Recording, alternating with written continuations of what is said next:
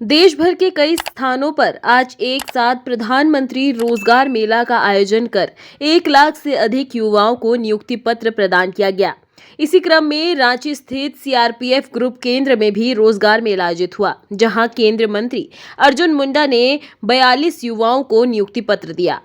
अर्जुन मुंडा ने बताया कि केवल केंद्रीय जनजाति मंत्रालय अगले 6 महीने के भीतर 40,000 युवाओं को नौकरी देगा, जिसकी पहली कड़ी के रूप में आज 10,000 युवाओं को नौकरी दी जा रही है। उन्होंने एकलव्य मॉडल आवासीय विद्यालय के महत्व पर भी प्रकाश डाला।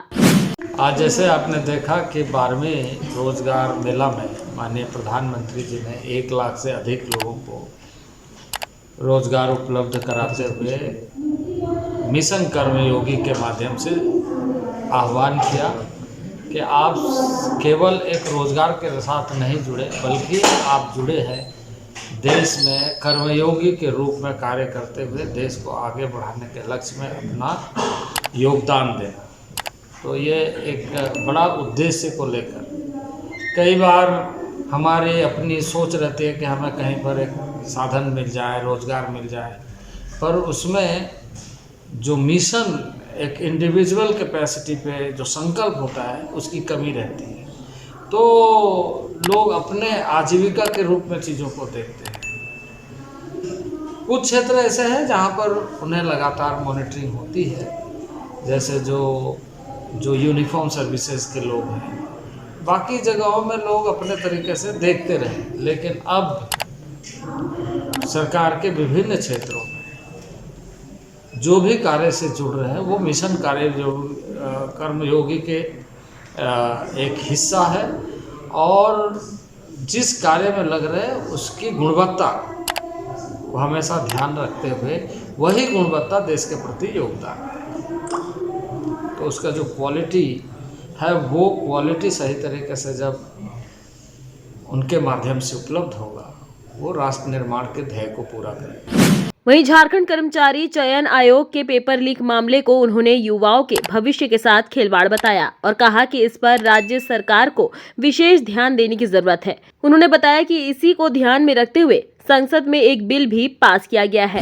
अभी आपने देखा होगा पार्लियामेंट ने एक बिल पास किया है इसी बात को ध्यान में रखते हुए जो पेपर लीक से संबंधित है। एक युवा मेधावी छात्र जब ऐसे अवसरों पर वंचित होकर के किसी न किसी तरीके से लीक के माध्यम से इस तरह के जिसे कहा जाए कि कुछ लोगों के निजी स्वार्थ को लेकर के एक मेरिट कंप्रोमाइज हो जाता है, तो उससे विद्यार्थी को ही नहीं देश को भी नुकसान है।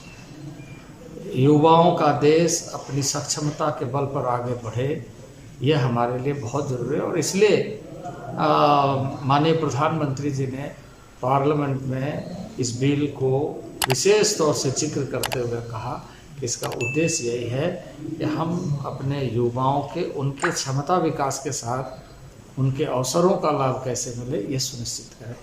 अब दूसरी तरफ आप राज्य में आपने खुद चर्चा किया, तो राज्यों को भी इन सारे मामलों में जागृत रहना चाहिए।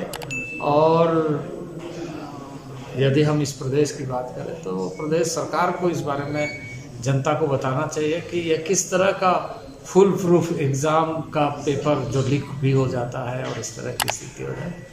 अब इस तरह की चीज़ों में और ठोस तरीके से सरकारों को पहल करना चाहिए, जिस तरीके से माननीय प्रधानमंत्री के नेतृत्व में भारत सरकार ने किया है। वीडियो देखने के लिए लाइक करें, सब्सक्राइब करें, साथ ही बेल आइकन दबाना न भूलें।